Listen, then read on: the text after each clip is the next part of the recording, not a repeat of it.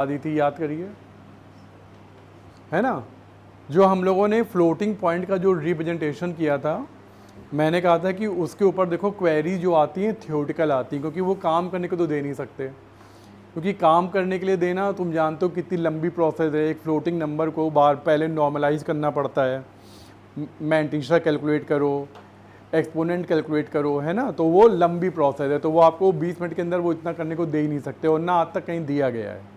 ठीक है, वो कोई थ्योरेटिकल पेपर हो तो वहीं पर वो चीज़ दी जा सकती है। ठीक है, यहाँ तो देना बहुत ही कठिन है। तो इसके ऊपर थ्योरेटिकली क्वेरीज आती हैं कि आप रीड करो और अपने आंसर पे टिक करो। तो देखो क्या बोला, इन IEEE single precision floating point, याद है ना, सिंगल प्रिसिशन 32 बिट। कहा है कि जो आपका एक्सपोनेंट होता है वो कैसे रिप्रेजेंट होता है ना। तो 8 bit sign magnitude representation, 8 bit two's complement, तो याद है ना, सेम।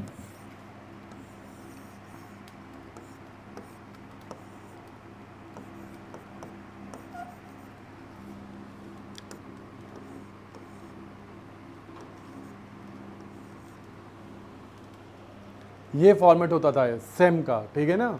तो यहाँ पे जो ई होता है वो कितना होता है, 8 बिट का ही होता है, वो तो सही है, ठीक है। लेकिन और अगर आगे पढ़ो, क्या टूज कॉम्प्लीमेंट फॉर्म में रिप्रेजेंट करते हैं, ऐसा तो बिल्कुल नहीं है, ठीक है। वहाँ पे जो भी ई की वैल्यू आती है, ई -127 या कुछ था ना।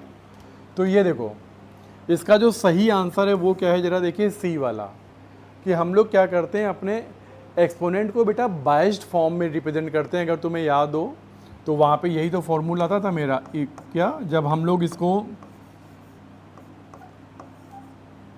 नॉर्मलाइज करते थे, तो 1.n into 2 raise to the power e -127। और यहाँ पे मैंने क्या बताया था कि ये जो 127 है, ये क्या है, आपकी बायस वैल्यू है ना।